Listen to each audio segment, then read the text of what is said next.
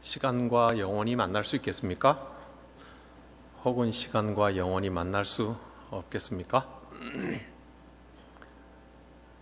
좀 생각하려면 시간의 본질과 영혼의 본질을 좀 알 필요가 있겠죠? 시간의 본질은 무엇일까요? 변화입니다. 변화. 제가 정의한 게 아니고요. 어거스틴과 많은 성경을 깊이 연구한 사람들이 시간의 본질은 변화입니다. 모든 이 땅의 것들은 다 변해갑니다. 해와 달과 별도 변해갑니다. 우리가 상상할 수 없는 긴 시간이기 때문에 안 변하는 것 같지만 세상에 만들어진 모든 것, 시간은 하나님이 창조하신 것이죠. 그러니 시간의 본질은 변화입니다. 그러면 영혼의 본질은 무엇이겠습니까? 당연히 변하지 않는 거죠. 그래서 하나님의 본성을 우리가 이해하거나 하나님의 사랑을 말할 때 영원한 사랑, 영원하신 하나님 이렇게 말하는 것은 변해가는 시간 속에 있는 저와 여러분 사물들하고 달리 하나님은 그 변해가는 것들을 창조하신 영원하신 하나님이라 변치 않으신다고 하니 시간의 본질은 변화이고 영혼은 변하지 않는 것인데요. 그러면 처음 했던 질문대로 이 시간과 영혼이 만날 수 있을까? 동서고금을 막론하고 대체적인 답은 만날 수 없답니다. 플라톤은 그렇게 말을 했습니다. 이데아, 그것은 모든 만물의 본질이라고 이름을 붙였습니다. 영혼의 존재인 거죠. 그것은 소멸되지 않는 것입니다.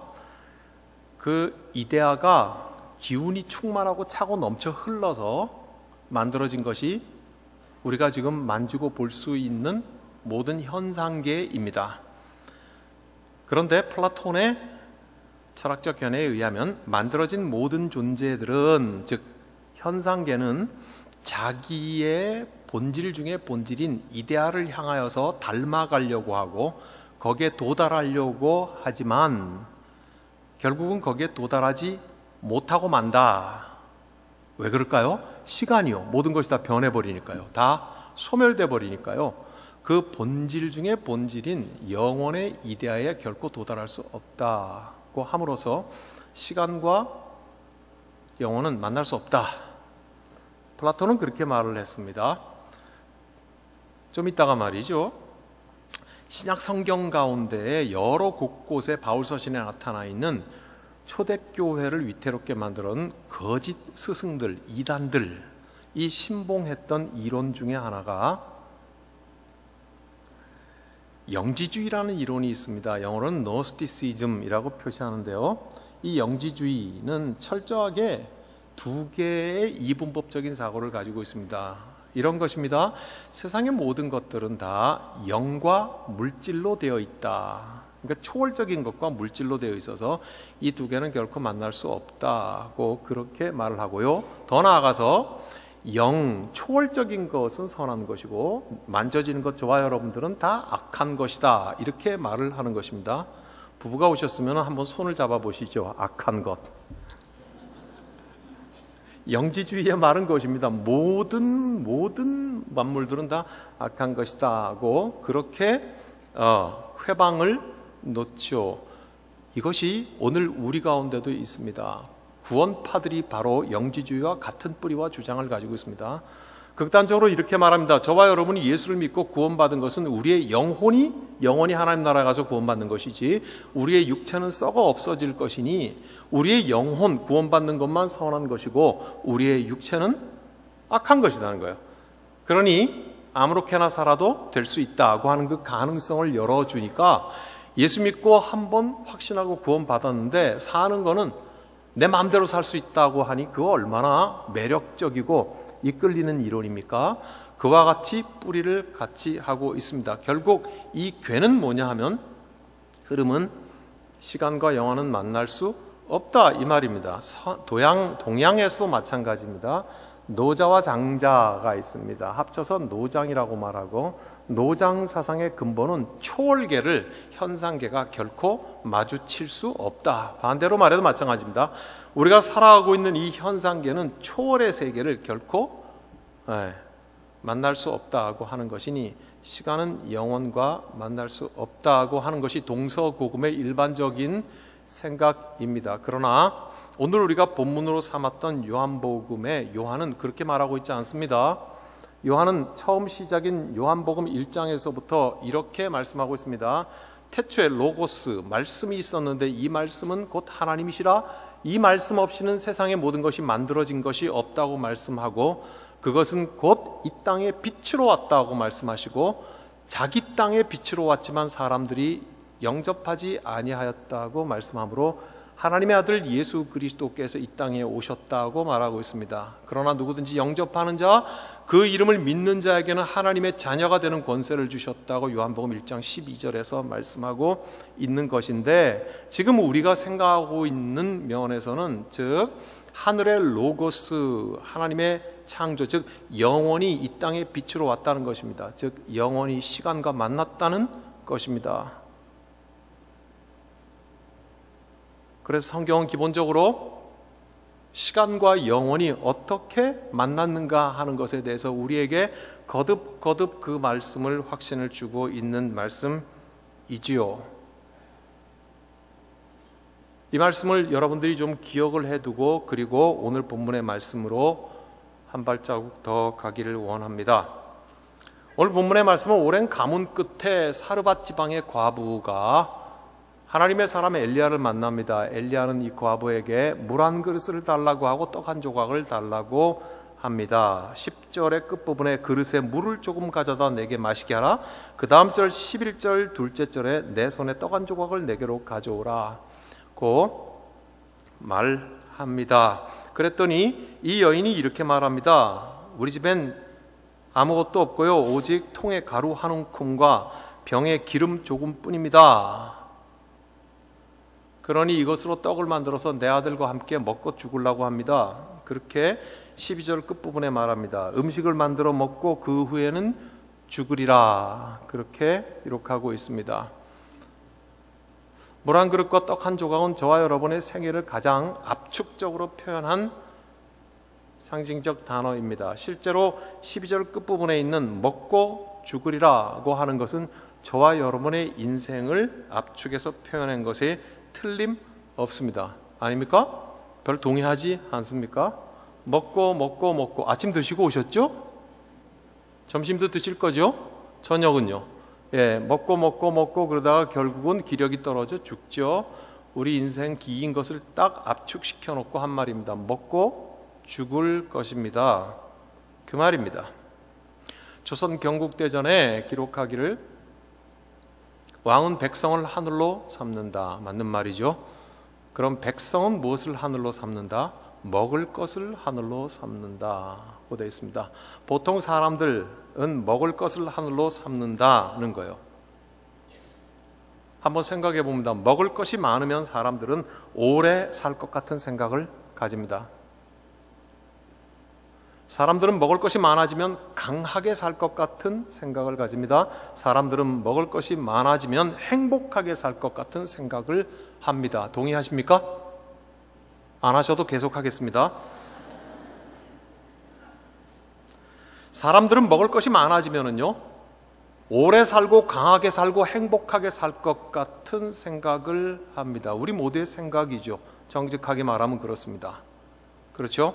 정말 중요한 것은 뭐냐 하면요, 우린 거기서 미끄러지기 시작합니다. 먹을 것이 많아지면, 즉 떡이 많아지면 영원히 살 것 같은 생각도 같습니다.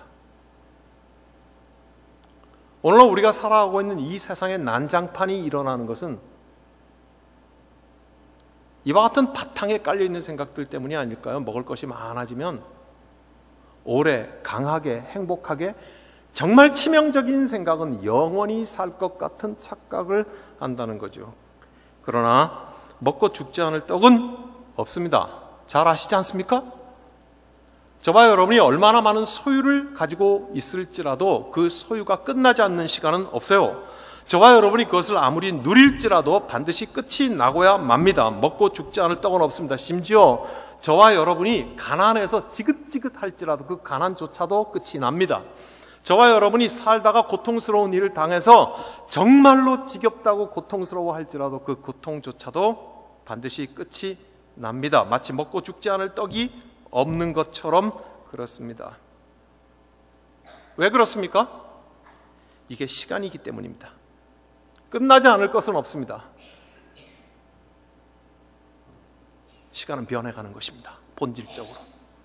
저와 여러분은 시간 속에 살기 때문에 떡이 아무리 많을지라도, 소유가 많을지라도, 우리가 고통스럽고 가난이 극할지라도 반드시 변해가게 돼 있고 그것은 끝나는 것입니다. 그건 시간 속에 살아가는데 우리는 착각합니다. 떡이 많으면 마치 영원히 살 것 같은 생각을 하게 됩니다.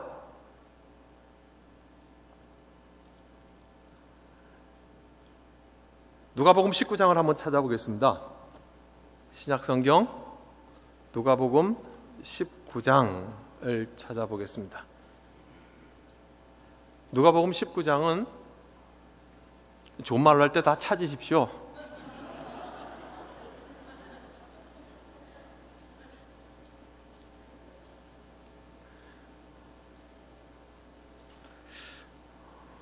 오늘 우리가 함께 나누는 이 말씀은 전하는 저에게나 들어야 하는 여러분들에게나 우리 모두에게 굉장히 남다른 집중력이 요하는 그런 메시지라고 생각이 들어서 한번 느슨해져 봅니다.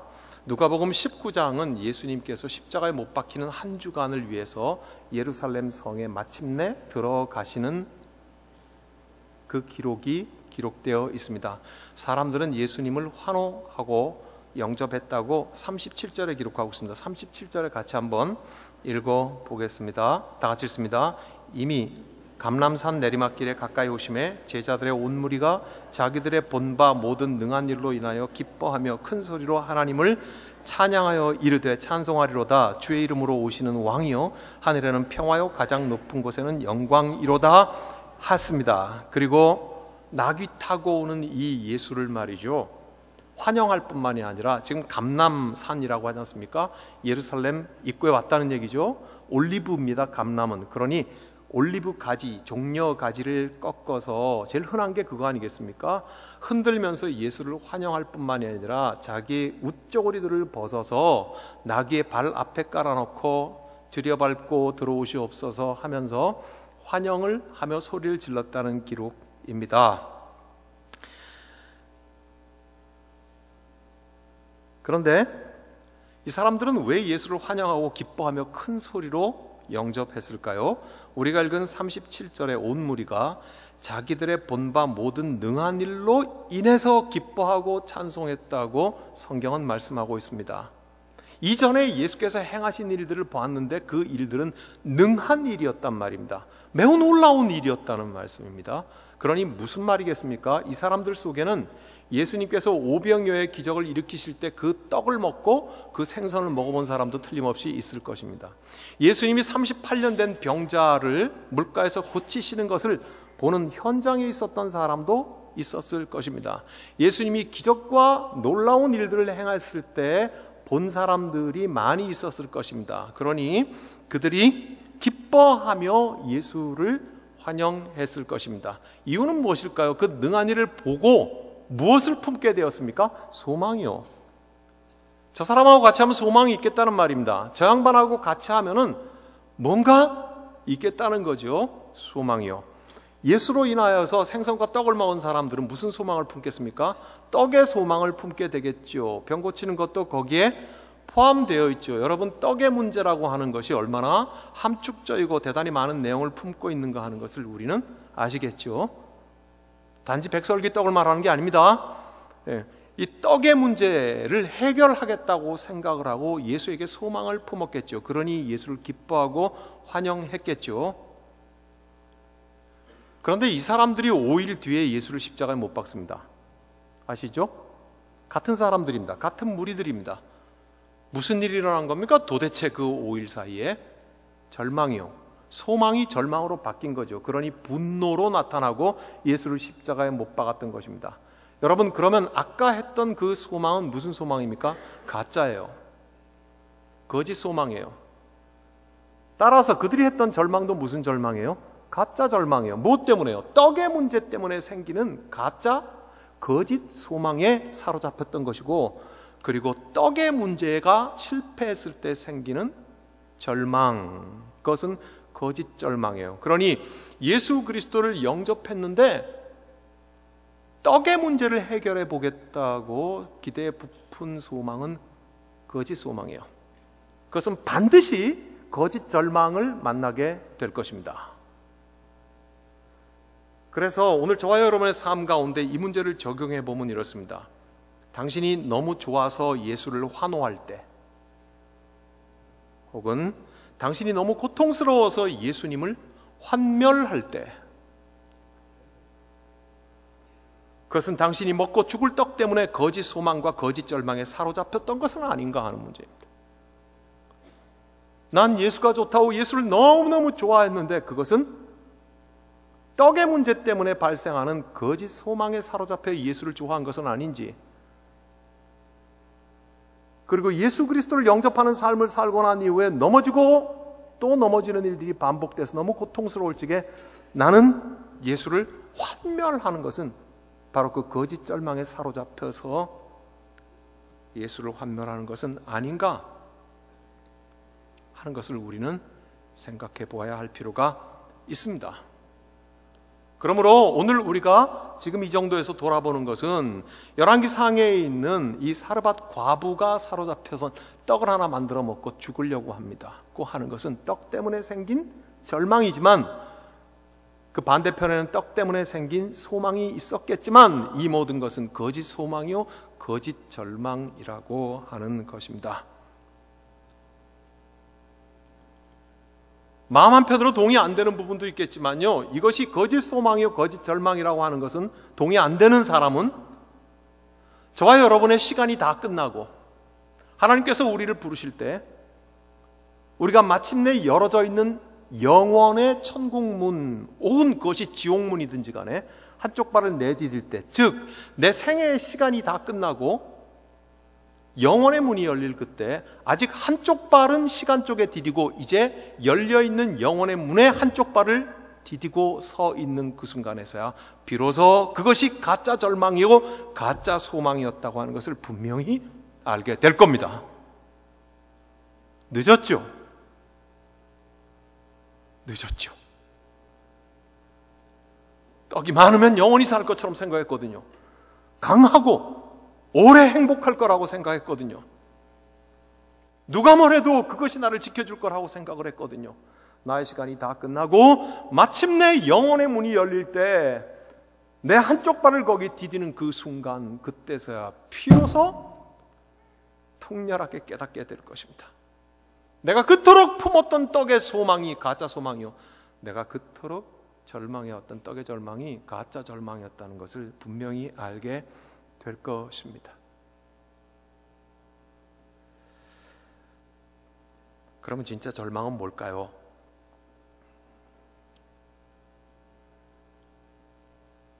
떡의 문제와 건강의 문제와 명예의 문제, 성공, 관계, 자식들의 문제 때문에 우리가 절망하는 것이 거짓 절망이라고 하면 진짜 절망은 뭘까요?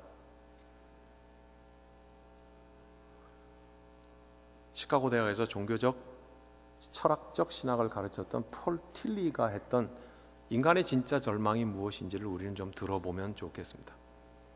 폴 틸리는 이렇게 말을 했습니다. 하나님이 만드신 창조의 세계 안에 창조의 주인이시고 왕이신 하나님에게 거역했던 인간은 하나님께 반역하기로 작정하고 자기가 왕이 되기로 합니다. 내가 내 주인 되고 내 삶의 주인 되고 내 말과 내 행동의 주인, 이 세상의 주인이 되기로 작정하고 창조주 하나님 앞에 반역을 하고 떠나기로 합니다.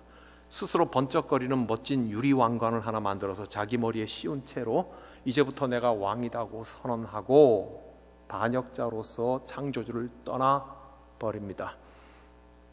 나는 내 왕국을 만들고 싶고 내 말이 법이 되게 하고 싶고 내 행동의 모든 것은 다 나를 만족시키는 삶을 살고 싶다고 떠나서 자기 마음대로 삽니다. 그동안 금지되어 왔던, 절제되어 왔던 모든 것들을 다 누리기 시작을 하고 다 말하기 시작을 하고 자기의 삶을 살기 시작합니다. 나는 왕이다는 것입니다. 그런데 그렇게 정신없이 살아가는 왕으로서의 삶, 자기 왕국을 다스리는 삶 속에서 잠시 조용한 틈에 저 영혼의 밑바닥에 고요한 데서부터 자그마한 소리가 들려오는데 분명하더라는 것입니다. 그것은 그토록 듣기 싫어서 떠났던 그 창조주 하나님으로부터 들려오는 구원의 메시지라는 것입니다. 귀를 기울였더니 그럼에도 불구하고 내가 너를 용납하노라 하는 그분의 소리가 들리더라는 겁니다. 내가 그 소리를 듣기 싫어서, 그분이 싫어서 내가 반역을 하고 내가 왕관을 쓰고 내가 왕이 된 삶을 시작을 하였는데 듣기 싫은 것입니다. 애써 무시해버리는 것입니다. 그런데 그것이 톡톡 들리는 것입니다. 저 영혼의 밑바닥에서부터 조용하고 작지만 서서히 분명하게 자꾸만 들리더라는 것입니다. 그럼에도 불구하고 내가 너를 용납한다. 이 소리가 듣기 싫어서 왕이 된 사람은, 이 반역자는 시장 바닥으로 달려갑니다. 시끄러운 곳에서 사람들을 만나서 열심히 교제하고 관계 속에 있으면 이 소리를 안 듣겠지 생각했는데 그럼에도 불구하고 내가 너를 용납하노라 하는 소리가 들리더란 말입니다. 기쁜 골방에 가서도 들리더라는 말입니다. 귀를 막아도 들리더라는 거죠. 이 소리를 듣기 싫어서 사람은 광란하기 시작을 합니다. 술을 마셔서 자기 몸을 마비시킵니다. 마약을 먹으면서 자기 몸을 마취시킵니다. 섹스에 탐닉하면서 자기 인생을 파괴하기 시작을 하고 도박에 빠지고 노름에 빠지면서 자기의 인생을 탕진하기 시작을 해서 속도를 다해서 달려가기 시작을 하는데 그래도 들리더라는 거예요. 이제 분명히 내 영혼 속에 가득히 공명되고 울리는 소리, 그럼에도 불구하고 내가 너를 용납하노라 하는, 범죄 현장 한가운데서 범죄의 왕이 되어서 마약을 먹고 술을 마시고 도박을 하고 섹스에 자기 인생을 탕진하고 그러는 그 현장에 그럼에도 불구하고 내가 너를 용납하노라 하는 소리가 어디를 가도 피할 수가 없더라는 것입니다. 이게 인간의 진짜 절망이라고 했습니다. 창조주 하나님으로부터 들려오는 구원의 메시지, 그럼에도 불구하고 네가 범죄의 한가운데 있어도, 네가 범죄의 주모자라 할지라도 그럼에도 불구하고 내가 너를 용납한다고 하는 그 창조주의 구원의 메시지. 하나님은 창조주이시며 우리의 구원자이시지 않습니까? 그 창조주의 구원의 메시지는 결코 어디를 가도 어떤 상황에도 피할 수 없는, 그것이 인간의 진짜 절망이라고 폴 틸리는 말을 했습니다. 시편 139편의 저자는 9절에서 이렇게 고백합니다. 내가 새벽 날개를 치며 바다 끝에 가서 거주할지라도 거기서도 주의 손이 나를 인도하시며 주의 오른손이 나를 붙드시리다. 밤새 도망을 치고 새벽 날개를 치며 바다 끝에 가서 거할지라도 야훼께서 거기에서 나를 기다리고 계신다는 말씀입니다. 7절과 8절에서 그러므로 내가 주의 영을 떠나 어디로 가며 주의 앞에서 어디로 피하리까? 내가 하늘에 올라갈지라도 거기 계시며 스올에 내 자리를, 스올은 지옥과 같은 것입니다. 스올에 내 자리를 펼지라도 거기 계시나이다. 놀랍지 않습니까? 내가 주의 영을 피해 어디로 가며 주의 앞에서 어디로 피하겠습니까? 내가 하늘에 올라갈지라도 내 스스로 나는 왕이 되고 왕관을 썼으니 나는 하늘 끝까지 높아지라고 하늘에 올라갈지라도 거기 야훼께서 계시더란 말이에요. 인간은 극단적인 존재입니다. 어떨 땐 죽고 싶습니다. 뜻대로 안 돼서 나는 아무것도 아닌 존재야, 죽어버릴 수 없어, 나는 왜 이 지경인가 몰라 하고 지옥과 같은 자리 바닥으로 처박힐 그때에도 거기에 야훼께서 계시더라는 말입니다. 우리가 부르는 찬송가 529장의 1절입니다. 온유한 주님의 음성 내 귀에 속삭이네. 네 마음 문을 두드리니 곧 주님을 영접하라. 피하지 말라, 피하지 말라. 우리가 곁길로 피해도 맘속에 오시리. 심판날 당할 때 주님을 너 맞을 준비해. 마음속에 주님을 영접하라. 주 영접하라. 사랑하는 여러분, 폴 틸리는 그 뒤를 이어서 이렇게 말합니다. 그러므로 어느 곳에 골방일지라도 술 취한 자리일지라도 자기 자신을 파괴하면서까지 안 들으려고 귀를 막아도 듣지 않을 수 없는 창조주로부터 오는 그 구원의 메시지, 내가 너를 용납하노라 하는 것에 인간은 절벽 끝으로 몰린, 더 이상 뒤로 물러날 수 없는 지경에까지 몰려서 이 죄인된 반역자인 왕, 그가 할 수 있는 것은 단 한 가지밖에 없는데, 그럼에도 불구하고 너를 용납한다고 하는 그 창조주의 구원의 메시지를 내가 용납하는 것 이외에는 아무것도 할 게 없다. 그럼에도 불구하고 너를 용납하노라고 하는 그 하나님의 음성을 내가 받아들이는 것 이외에는 아무것도 할 게 없다. 인간은 이 진짜 절망 끝지점에서 진짜 희망, 진짜 소망이 있다. 여러분, 그러면 진짜 희망은 무엇이겠습니까? 예수 그리스도죠. 우리 주 예수 그리스도이시죠. 진실로 진실로 너희에게 이르노니. 여러분, 진실로 진실로라는 진실로는 성경 원어에는 아멘입니다. 저와 여러분이 잘 아는 것이죠. 사람이, 믿는 자가 아멘이라고 할 적에는 우리의 기도와 하나님의 말씀이 우리에게 선언될 때 이 말씀대로 이루어지기를 믿습니다고 하는 아멘의 기원형입니다. 그러나 하나님께서 아멘이라고 말씀하실 때 그 의미는 다릅니다. 하나님은 선포이십니다. 내 말대로 반드시 그대로 되는 것이다는 것을 말씀하시는 것입니다. 독생자 예수 그리스도 하나님의 아들 예수께서 내가 진실로 진실로 너희에게 이르노니 믿는 자는 영생을 가졌나니 내가 곧 생명의 떡이니라. 아멘. 너희 조상들은 광야에서 만나를 먹어서도 죽었거니와 이는 하늘에서 내려오는 떡이니 사람으로 하여금 먹고 죽지 아니하게 하는 것이니라. 너희 조상들은 광야에서 만나를 먹었어도 죽었거니와 이스라엘 백성만 말하는 것입니까? 저와 여러분을 말하는 것이며 우리의 조상들을 말하는 것이에요.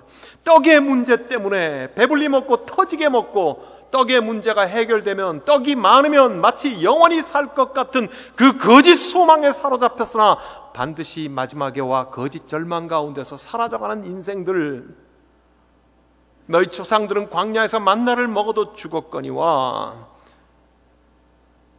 이는 하늘에서 내려오는 떡이니 사람으로 하여금 먹고 죽지 아니하게 하는 것이니라.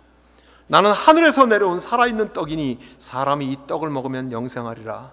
내가 줄 떡은 곧 세상의 생명을 위한 내 살이니라 하셨습니다. 예, 맞습니다. 예수 그리스도께서 진짜 희망이시죠.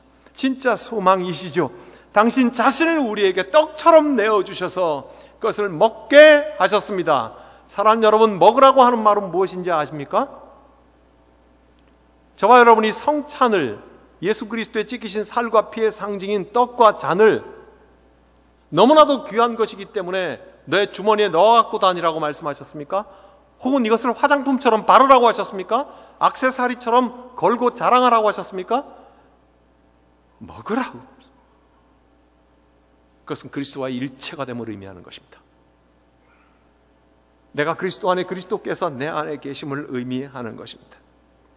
생명의 떡 대신 예수 그리스도께서 진짜 희망이십니다. 예수 그리스도를 사랑하는 두 종류의 사람이 있습니다. 첫 번째 종류의 사람은 예수 그리스도께, 그분께서 하신 일 때문에 사랑하는 사람이 있습니다. 잘 가슴에 정리하시기 바랍니다. 예수를 사랑하되 예수께서 하신 일 때문에, 내게 행하신 일 때문에 떡고물이 좀 있었나 봅니다. 잿밥에 관심이 있는 거죠.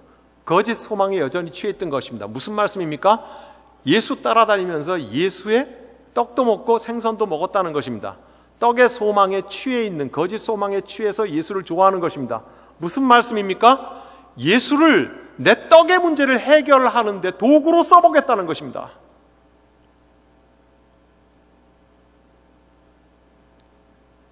예수를 내 떡을 많게 하는 일에 사용해 보겠다는 것입니다. 그래서 예수를 좋아하는 사람이 있습니다.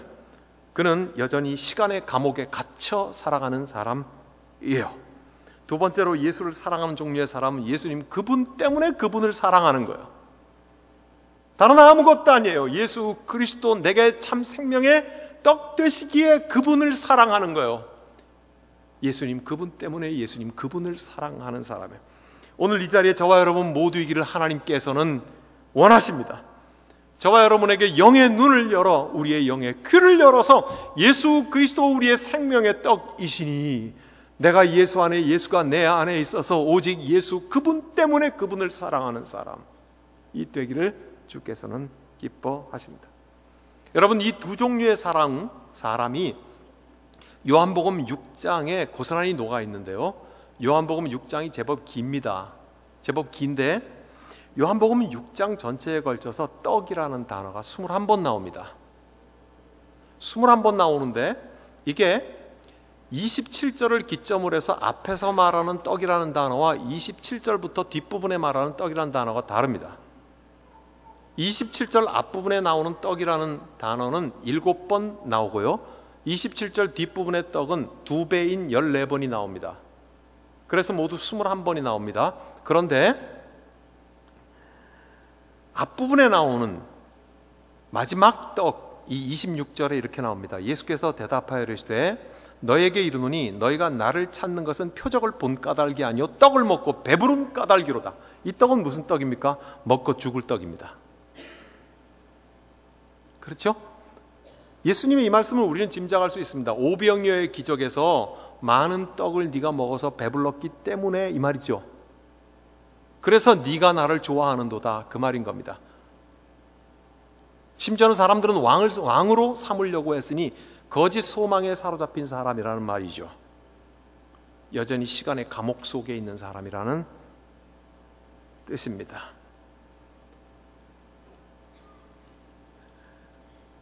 그리고는 27절에 이렇게 말씀하십니다. 썩을 양식을 위하여 일하지 말고 영생하도록 있는 양식을 위하여 하라. 이 양식은 인자가 너에게 주리니 인자는 아버지 하나님께서 인치신 자니라. 여러분, 이제 이 썩을 양식을 위하여 일하지 말고 영생하도록 있는 양식을 위하여 하라 하는 이 양식은 무슨 양식입니까? 생명의 떡이에요. 그래서 이 떡을 먹은 자는 예수 때문에 예수를 좋아하는 거죠.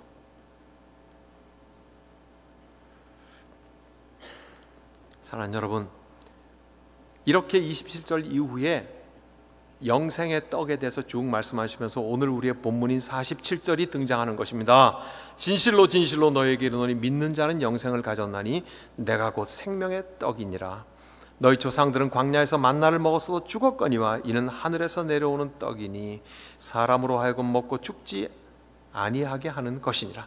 나는 하늘에서 내려온 살아있는 떡이니 사람이 이 떡을 먹으면 영생하리라. 내가 줄 떡은 곧 세상의 생명을 위한 내 살이니라 하시니라. 아멘. 성경은 생명의 떡, 하늘에서 내려온 떡이라고 표현하면서 이것을 먹으라, 받으라, 영접하라, 여러 가지 표현으로 말하고 있습니다. 주로 고백하라, 이렇게 표현을 하고 있습니다. 이것이 주는 공통적인 의미는 무엇입니까? 영원으로 초대하고 계시는 것입니다. 시간의 감옥 속에서 변해가는 자들에게, 시간의 감옥 속에서 거짓 소망과 거짓 절망 가운데 사로잡혀서 살아가는 자들에게 생명의 떡이니 생명의 떡을 먹으라, 받으라, 맞아들이라, 영접하라, 믿으라, 주로 고백하라. 아주 선명한 그 증거가 어디 있습니까? 성찬이요, 성찬. 예수 그리스도의 지키신 살과 피의 모습으로 우리에게 먹으라 말씀하시면서 이것은 영원으로 우리를 초대하시는 것입니다. 사랑하는 여러분, 그러므로 플라톤은 틀렸습니다. 노자와 장자도 틀렸고요. 영지주의자들도 틀렸습니다. 시간과 영혼은 만납니다. 시간과 영혼은 손을 잡습니다. 영혼에서 시간 가운데로 오신 하나님의 아들 독생자 예수 그리스도께서 자신이 떡이 되어서, 자신이 다리가 되어서 영혼으로 초대하고 손을 내밀고 계시는 것입니다. 우리는 이것을 믿습니다. 믿습니까, 여러분? 저와 여러분 가운데 이 놀라운 떡의 드라마가 영혼의 극장에서 상영되고 있습니까, 여러분? 이게 있어야 하는 것입니다. 사랑하는 여러분, 떡이 많으면 영혼이 행복하고 강하게 잘 살 것 같은 그 치명적인 착각을 가지고 살다가 마침내 내 시간이 끝나고 영혼의 문이 열려 한 발자국 영혼의 문을 디딜 그때야 비로소 헛된 것, 거짓된 것이었다는 것을 깨닫는다고 했습니다. 그러면 예수 그리스도 생명의 떡을 먹고 영접하고 받아들인 저와 여러분들의 마지막 영혼의 문이 열릴 때, 우리의 시간이 끝나고 영혼의 한쪽 발을 디딜 때는 어떤 일이 일어나겠습니까? 아무도 모르죠. 혹시 여러분 중에 죽어보신 분이 있습니까? 아무도 안 죽어봤습니다. 생명의 떡을 가진 자에게 어떤 일이 일어나느냐 하면, 제가 캐나다 토론토에서 목회를 할 때요, 우리 교회 집사님이, 장집사님이 저에게 와서 우리 아버지 장집사님이 지금 곧 운명하실 것 같은데 목사님 좀 가주십시오 했습니다. 제 아버지 되시는 분도 잘 알거든요. 토론토에서 한 3시간 고속도로로 가면 런던이라고 하는 대학가가 중심이 되는 도시가 나옵니다. 거기에 세인트 마이클 호스피탈이라는 병원에 계시는 거죠. 임종을 앞두고 있는 거죠.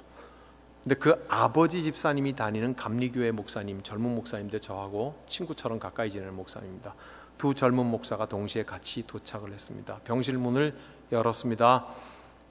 그 병실 문에서 피골이 상접한 노인이 누워 있었습니다. 그분은 평생 심장 박동기를 달고 사셨습니다. 근데 그 장집사님이 조금 가쁜 숨을 쉬시면서 젊은 목사 둘이 양쪽 침대 옆에 섰습니다. 아마도 틀림없이 우리 둘 다 인상이 우그러졌으리라고 생각을 합니다. 뭘 기쁜 일일까? 그러니 이거 어떻게 이 참담한 시간에 뭐라고 위로할 것인가 생각하고 인상이 별로 좋지 않았을 것입니다. 그런데 우리 두 젊은 목사가 침대 옆에 서자 장 집사님이 저와 그 젊은 목사님 두 목사의 손을 꼭 잡고는 이북말이신데요, 이렇게 말했습니다. 목사님, 괜찮아요. 다 준비됐어요. 하늘문이 열리기만을 기다리고 있어요. 천사의 나팔 소리가 들리기를 기다리고 있어요. 아무 염려 없어요. 다 준비됐어요. 그렇게 말을 해요. 그 말이 끝나자 그 옆에 부인 되시는 권사님이 의자에 앉아 있었거든요. 그 권사님이 남편 말을 받아서 이렇게 말씀을 하십니다. 목사님들 괜찮아요. 다 준비돼서요. 하늘문이 열리기를 기다리고 있어요. 천사들의 나팔 소리가 나기를 기다리고 있어요. 염려 없어요. 남편 말을 그대로 복사를 하죠. 그렇습니다, 여러분. 생명의 떡을 가지고 있는 그리스도인의 영혼으로 진입하는 것은 이와 같은 기다림입니다. 예수 그리스도 생명의 떡, 그 생명의 떡을 먹는 자마다, 그리고 매일마다 그 생명의 떡으로 우리의 영혼에 배부른 자들마다, 저와 여러분들에게 예수 그리스도는 구주가 되시며 우리가 천국의 문, 영혼의 문을 한 발짝 디딜 때 놀라운 흥분과 기대로 기다리게 만드는 분이십니다. 기도하겠습니다.